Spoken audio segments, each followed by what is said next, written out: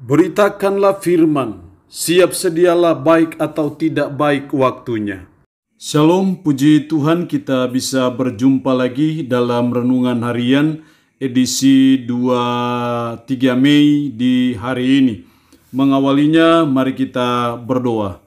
Puji syukur kami naikkan kepadamu ya Tuhan, karena Tuhan masih berikan kami waktu dan kesempatan untuk membaca, merenungkan sebagian dari firman-Mu yang ada landasan, patokan dalam perjalanan hidup kami. Roh-Mu yang kudus, tolonglah kami, urapilah dan berkatilah kami dengan kebenaran firman-Mu di hari ini. Dalam nama Tuhan Yesus Kristus kami berdoa. Amin. Nats firman Allah yang menjadi perenungan kita bersama di hari ini, saya ambil dari Kolose pasalnya yang kedua, mulai ayat 16 sampai pasal 3 ayatnya yang keempat. Secara khusus saya akan baca ayatnya yang keempat dari Kolose pasalnya yang ketiga.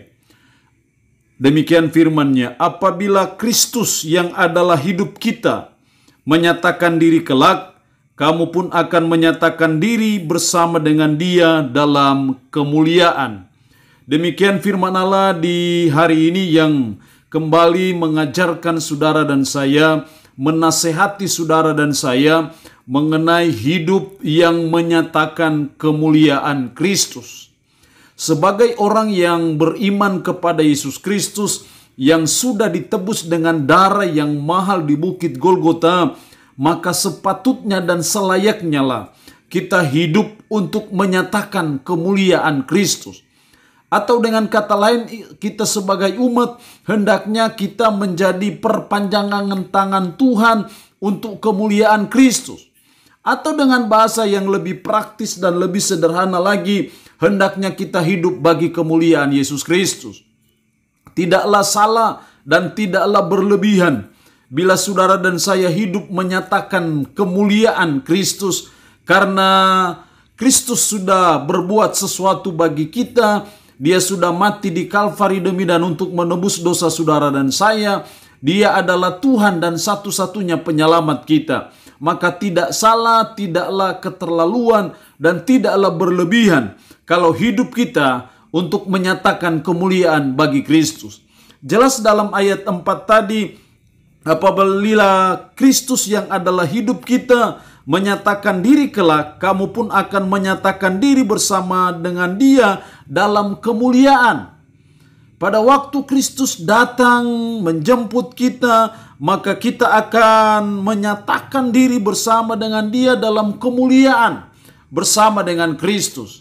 Saya percaya kemuliaan bersama dengan Kristus tidak hanya saudara dan saya jalani, alami pada waktu Dia datang kembali, tetapi sudah sepatutnya pada waktu sekarang ini kita harus menyatakan kemuliaan Kristus itu dimanapun kita ada, dimanapun kita bekerja, dimanapun kita melaksanakan tugas dan tanggung jawab kita. Kita harus selalu mendatangkan kemuliaan bagi Kristus saja. Lalu pertanyaannya adalah, gimana caranya? Apa yang harus saudara dan saya buat supaya hidup kita menyatakan kemuliaan bagi Kristus?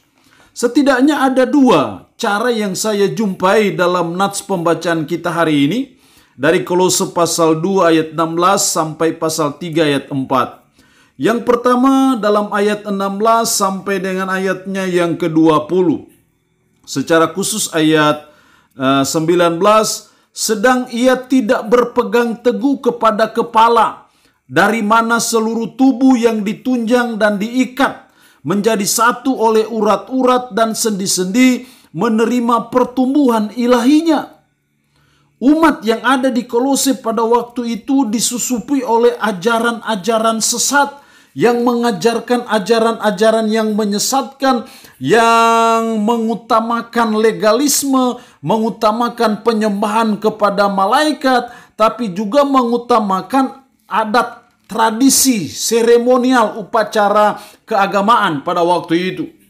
Karena itu Paulus mengingatkan umat pada waktu itu, mulai ayat 16, karena itu janganlah kamu biarkan orang menghukum kamu mengenai makanan dan minuman, atau mengenai hari raya, bulan baru, ataupun hari Sabat. Ayat 17, semuanya ini hanyalah bayangan dari apa yang harus datang, sedang wujudnya ialah Kristus. Makanya yang paling penting dalam hidup kita adalah kita harus berpegang teguh kepada Kristus. Karena Kristus adalah kepala, Kristuslah yang memberi pertumbuhan sehingga bisa terjadi pertumbuhan dalam kehidupan kita. Kalau tanpa kepala tidak mungkin ada pertumbuhan di situ. Nah, kalau kita lebih mengutamakan pada aturan-aturan ibadat, aturan-aturan tradisi Yahudi yang sebenarnya itu sudah digenapi oleh Yesus Kristus, seharusnya tidak perlu lagi kita buat, tidak perlu lagi kita repotkan urusan-urusan seperti itu. Tetapi sebaliknya kita berpegang teguh kepada Kristus. Yang penting adalah apa yang dikatakan Kristus, apa yang diajarkan Kristus, apa yang diteladankan Kristus bagi saudara dan saya, itu yang kita pegang teguh. Jangan adat istiadat yang menjadi pegangan utama kita dalam menjalani hidup.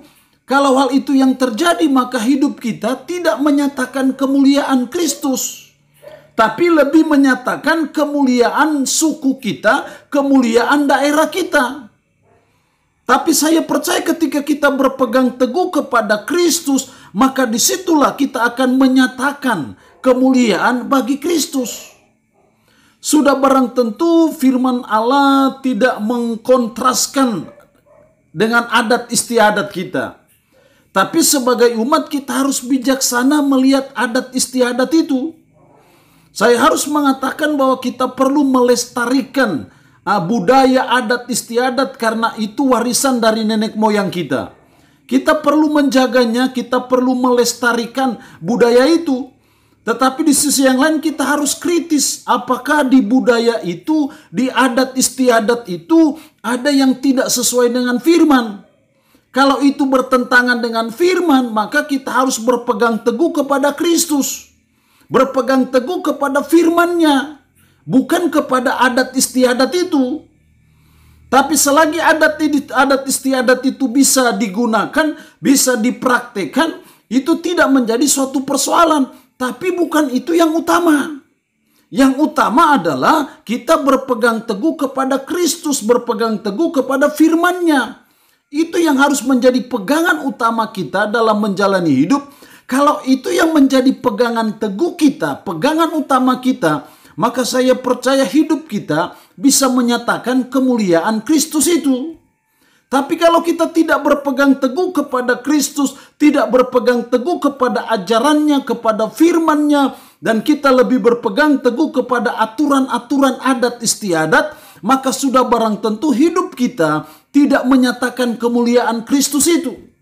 Tapi kita lebih menyatakan kemuliaan adat istiadat kita.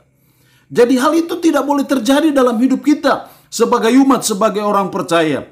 Bahkan diberikan peringatan lagi dalam ayat 18, janganlah kamu biarkan kemenanganmu digagalkan oleh orang yang pura-pura merendahkan diri dan beribadah kepada malaikat, serta berkanjang pada penglihatan-penglihatan dan tanpa alasan membesar-besarkan diri oleh pikiran yang duniawi.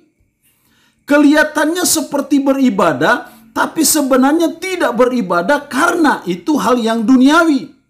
Bahkan dalam ayat 20, apabila kamu telah mati bersama dengan Kristus dan bebas dari roh-roh dunia, mengapakah kamu menaklukkan dirimu pada rupa-rupa peraturan seolah-olah kami masih hidup di dunia ini?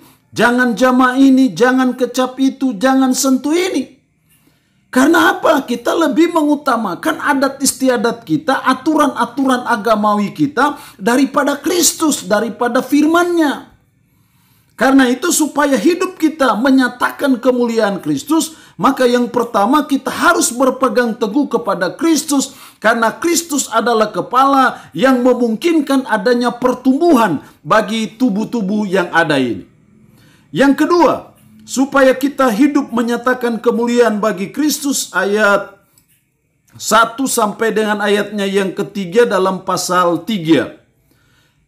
Pasal 3 ayat 1, karena itu kalau kamu dibangkitkan bersama dengan Kristus, Carilah perkara yang di atas, di mana Kristus ada, duduk di sebelah kanan Allah.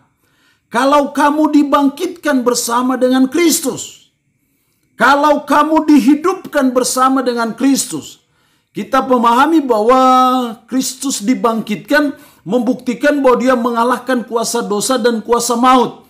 Yang kita manusia tidak berdaya menghadapi kuasa dosa dan kuasa maut itu. Ketika Kristus dibangkitkan, kita juga dihidupkan bersama dengan Kristus. Karena oleh dosa-dosa kita disebut sebagai orang yang sudah mati. Karena itu kita perlu dihidupkan kembali. Dan oleh kebangkitan Kristus dari antara orang mati, kita beriman kepada Kristus, maka kita yang mati secara rohani, akhirnya kita bisa hidup kembali. Dan kalau kita sudah hidup kembali, baru ada perintah, carilah perkara yang di atas, di mana Kristus ada duduk di sebelah kanan Allah. Pikirkanlah perkara yang di atas, bukan yang di bumi. Jadi hal yang kedua, untuk hidup menyatakan kemuliaan bagi Kristus, maka yang kedua kita harus mencari perkara-perkara yang di atas. Kita harus memfokuskan perkara-perkara yang di atas. Kita perlu mengutamakan perkara-perkara yang di atas. Supaya kita bisa mencari perkara-perkara yang di atas, maka perkara-perkara yang di atas juga perlu dipikirkan. Hal itu yang harus kita pikirkan sehingga akhirnya kita cari perkara-perkara yang di atas. Kalau saudara dan saya mengutamakan, memfokuskan mencari perkara-perkara yang di atas, maka itu yang membuat saudara dan saya hidup ini bisa menyatakan kemuliaan Kristus. Tapi kalau fokus kita hanya perkara-perkara yang di bawah, hanya perkara-perkara lahiriah, hanya perkara-perkara duniawi, tidak mungkin hidup kita bisa menyatakan kemuliaan Kristus. Tapi ketika saudara dan saya mengutamakan, memfokuskan hidup kepada perkara-perkara yang di atas, kepada perkara-perkara rohani, kepada perkara-perkara yang sesuai dengan firman, maka itu yang membuat hidup kita bisa menyatakan kemuliaan bagi Kristus. Karena ketika kita mencari, memikirkan perkara-perkara yang di atas, sudah barang tentu itu akan mempengaruhi gaya hidup kita, mempengaruhi style life hidup kita, mempengaruhi bagaimana kita berpikir, bertindak dalam menjalani hidup. Itu dipengaruhi oleh sejauh mana saudara dan saya memikirkan, mencari perkara-perkara rohani, perkara-perkara yang di atas. Tidak mungkin saudara dan saya bisa hidup menyatakan kemuliaan Kristus kalau saudara dan saya memfokuskan kepada perkara-perkara yang ada di bumi. Perkara-perkara yang duniawi. Kalau kita fokus pada perkara-perkara duniawi, maka sudah barang tentu cara hidup kita juga akan bersifat duniawi. Dan kalau cara hidup kita bersifat duniawi, tidak mungkin hidup kita menyatakan kemuliaan Kristus. Tapi kalau perkara-perkara rohani yang kita utamakan, yang kita fokuskan dalam hidup ini, maka itu mempengaruhi cara hidup kita, sehingga cara hidup kita juga rohani di mata Tuhan, dan itulah hidup yang menyatakan kemuliaan bagi Kristus. Jadi ada dua hal yang harus kita buat kalau hidup kita mau menyatakan kemuliaan bagi Kristus. Yang pertama, kita harus berpegang teguh kepada Kristus, kepada firman-Nya. Bukan pada tradisi, bukan pada adat istiadat, bukan pada upacara-upacara nenek moyang kita, bukan juga pada tradisi-tradisi hukum Taurat, bukan itu. Karena itu sudah digenapi oleh Kristus. Dan yang kedua, kita harus mencari perkara yang di atas, kita harus mencari perkara-perkara yang rohani, sehingga hal rohani akan menguasai hidup kita, sehingga hidup kita menyatakan kemuliaan bagi Kristus. Allah yang punya firman ini memberkati kita dengan firman-Nya di hari ini. Amin. Mari kita berdoa. Puji syukur untuk kebenaran firman-Mu di hari ini. Roh-Mu yang kudus, tolonglah kami, supaya kami hidup menyatakan kemuliaan bagi Kristus. Karena kami sudah ditebus dengan darah yang mahal di Bukit Golgota. Karena itu tolonglah supaya kami berpegang teguh kepada Kristus, kepada firman-Mu. Dan tolonglah kami supaya kami mencari perkara-perkara yang di atas, perkara-perkara rohani, supaya hidup kami menyatakan kemuliaan bagi Kristus. Roh-Mu yang kudus, tanamkan firman dalam hati dan pikiran kami. Mampukan dan sanggupkan kami supaya kami bisa menjalani hidup berdasarkan firman-Mu di hari ini. Hamba mohon berkat-Mu bagi umat-Mu yang boleh mendengarkan renungan harian di hari ini. Terpujilah nama-Mu ya Tuhan. Dalam nama Tuhan Yesus Kristus kami berdoa. Amin. Shalom, sampai berjumpa lagi dalam renungan harian edisi berikutnya.